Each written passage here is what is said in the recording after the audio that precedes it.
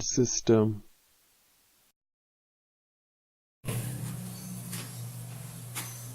For our first topic, it will be the Bretton Woods system. So the Bretton Woods system is the landmark system for monetary and exchange rate management established in 1944. So yung conference o yung system na ito ay nangyari noong 1944, which is alam natin noong ikalawang digmaan. Nangyari ito sa Bretton Woods sa New Hampshire na matatagpuan naman sa USA. So pinangalanan itong Bretton Woods dahil doon ito ginanap, katulad na lamang ng mga pag-uusap sa pagitan ng Espanyol at ng mga Pilipino sa Paris, which is tinawag na Treaty of Paris. The Bretton Woods Conference was created in 1944 during the World War II Allied nations. While the Bretton Woods is about countries who made a promise that their central banks would maintain fixed exchange rate between their currencies and dollars. After World War II, it was clear the world needed a new financial system. The gold standard was considered too rigid, but at the same time, economists were worried that countries would devalue their currency to boost exports. For this reason, 44 countries sent delegates to a conference held in Bretton Woods, New Hampshire, as of the 1st of July 1944. The US, which held 2/3 of the world's gold reserves after the war, was obviously the most influential player, and ultimately, all currencies ended up linked to the dollar, and the dollar was linked to gold. One important concern arose, though. If a country goes through an economic crisis, how can it get out of it without devaluing its currency? To address this issue, two institutions were created. One, the International Monetary Fund, which was supposed to lend money to countries that are in trouble and cannot attract financing from other sources. Two, the International Bank for Reconstruction and Development, which is now called the World Bank and was supposed to help less developed countries grow. Unfortunately, as good as it may have sounded on paper, the Bretton Woods system didn't survive because the United States kept running deficits to fund various projects, and therefore, the amount of dollars in existence kept increasing while the gold reserves of the US kept shrinking, as more countries demanded gold in exchange for their dollars.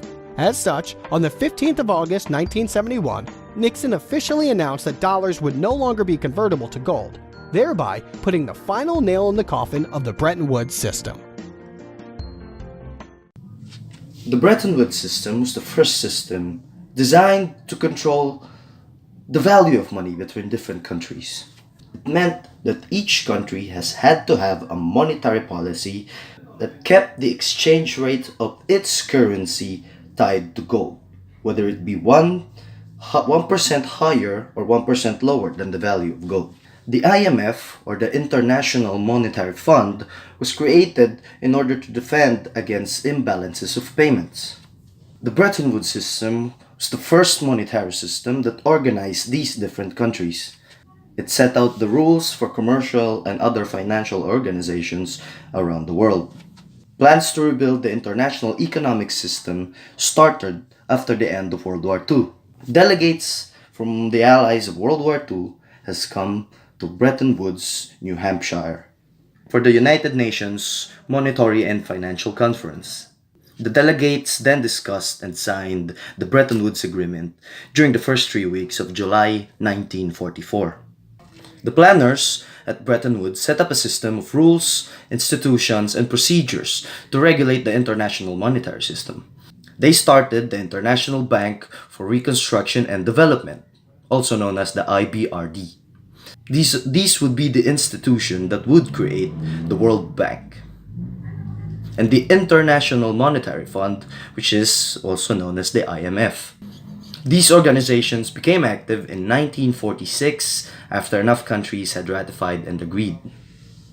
Until the early 1970s, the Bretton Woods system worked. It controlled the conflict, achieved the common goals of the leading states that had created it, and especially the United States. But in 1971, in the face of the increasing strain of the United States, they decided not to allow the conversion of dollar to gold, and the system collapsed. Hello guys, let's move on to the second topic, the economic organization. Si Adam Smith, siya ang nag-invento nito, siya ay isang Scottish economist, a philosopher, and a political economy. Para sa kanya, ang economic organization ay isang theory of applied economics which consists of studying individual firms. Ano nga po ba ang firms? Ito ay pagpupulong o partnership ng dalawa o higit pang tao versus to those conducted between the firms and other organization. Economic organization, it is concentrates in the study of the firm's management decision, risk management policies, organizational structure, compensation, incentives, and pay plans. Who manages the world economy? The United Nations, the World Trade Organization, the International Monetary Fund, the World Bank, and endless acronym seems to govern global economics. But the difference between what each of them actually does can get pretty confusing. International organization upholds international agreement and support programs intended to help the global economy. But power imbalances exist within these organizations, and they are sometimes accused of important biases. What is International Monetary Fund? International Monetary Fund is also known the biggest piggy bank of the world. Dito, may 189 countries na nagbayad dito, kagaya na lamang ng Japan, Philippines, United States of America, Singapore, at ng mga iba pang bansa. Dito, meron din tayong benefits. Like, pag nangailangan yung bansa natin dahil nagkaroon ng malalang disaster, pwede natin siyang kunin and gamitin para masustentuhan yung mga disaster na nangyari sa bansa. What is United Nations? United Nations is a place where forum happen. Ano nga ba yung forum? Sa forum na ito, pinag-uusapan yung mga nangyayari sa bansa, like mga problema ng bansa, at paano ito susolusyonan. Dito, nagtitipon-tipon upang magkaroon ng solusyon sa mga bawat problema ng bansa, kagaya ng kahirapan. What is World Bank? World Bank provides loans in developing countries. Sa madaling salita, sila yung nagpapautang. May dalawa silang layunin. Ito yung to end the poverty and to foster the growth of the countries. Gusto nilang matapos yung kahirapan at the same time mapaangat yung mga bansang mahihirap. What is World Trade Organization? In this, it is responsible to manage the trade negotiation between countries to countries. The purpose of this, the WTO, is to help the trade go or flow as freely as possible. In this, they have 164 members as of 2017. Other important economic organizations. The Organization for Economic Cooperation and Development. 8 is a broad group of, at the moment, 30 developed nations. The OECD is the most encompassing club of the world's rich countries. While the OECD has little formal power, it is highly influential. Important topic is about MNC or Multinational Corporation. So what is MNC? MNC is a multinational corporation that has facilities and other assets in at least one country other than its home country. Such companies have offices and factories in different countries and usually have a centralized head officer where they coordinate global management. The rise of multinational corporation. The history of multinational corporation is linked up with the history of colonialism. So many of the first multinational were commissioned at the behest of European monarchs in order to conduct expeditions. Example of that is India Company. Founded by the British, it was headquartered in London and took part in the international trade and exploration with trading parts in India.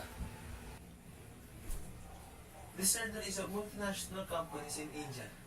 First is Microsoft, Apple, LTI, Deloitte, Coca-Cola, TCS, Accenture, IBM, and lastly is Adidas.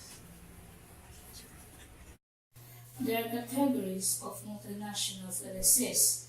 They include a decentralized corporation with a strong presence in its home country, and a global centralized corporation that acquires cost advantage where cheap resources are available, and also a global company that builds on a parent corporation.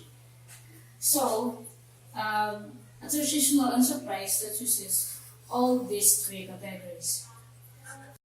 Ang best example nito ay ang Ford Motor Company. Bakit tinawag ng multinational corporation ito?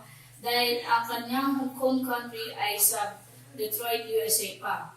Na mas misikat pa ang company nito sa iba't ibang country, gagaya naman ng Philippines, sikat na sikat ang Ford na company. Sa lahat ng makita mong sasakyan, lahat halos Ford. So, masasabi ko na best example. Features of a multinational company.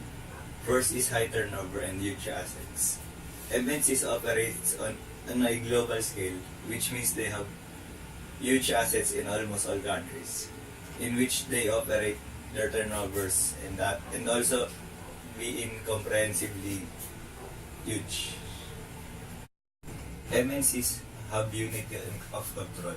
So while they have many branches in many countries, the main control will remain with the head office in its country or origin. The business operation in the host country have their own management and others. The ultimate control will be in the head office. So the third one is the technological advantages. So as we saw earlier, a multinational corporation has its disposal huge amounts of wealth and investment. So this means that they have many money that they can give to their research funding for having those technological advantages that they need. So this allows them to use the best technology available to boost their products and their company. So they want a more efficient and more faster than before by the aid of technological advantages. So most companies also invest huge money in their research, which is the research and development department, is to invent and discover new technological marvels that it can be help them to make more sufficient and more efficient products. Okay, so we have the fourth one.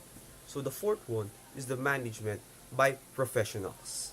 So when we talk about professionals, those are the veterans when it comes to the different kinds of industry. So a multinational corporation is run by very competent and capable individuals. They have suitable managers to take care of their business operations by means of having run by different technology, and they need to have specific individuals according to those technology that they have, or like us, the ICE engineer students that needed to operate those things, and also the finances, which we need to have different individuals, and the expansion of the company, talking to different individuals, and then many more. They also have to attract the top talent. So what means by talent is that they need the greater amount of individuals having different talents when it comes to their company provision. And these corporations attract more talent due to their resources and reputations. So lastly, we have the fifth one, which is the aggressive marketing. So multinational corporation can spend a lot of their money on marketing, advertising, and promotional activities. So from that, they can literally boost their product by means of marketing, advertising, showing it on the national TV, by spending more ads on Facebook or in YouTube, and then they target an international audience. So they need international audience for them, not only locally but globally, enhancing their product. So aggressive marketing allows them to capture the market and sell their products globally.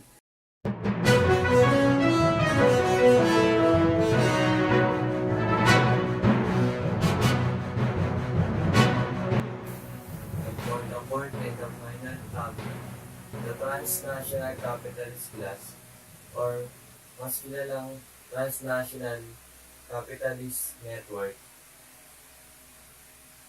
The transnational capitalist class is the global social stratification that controls the supranational instruments like IMF or mas kilalang International Monetary Fund. Sa global economy naman ay merong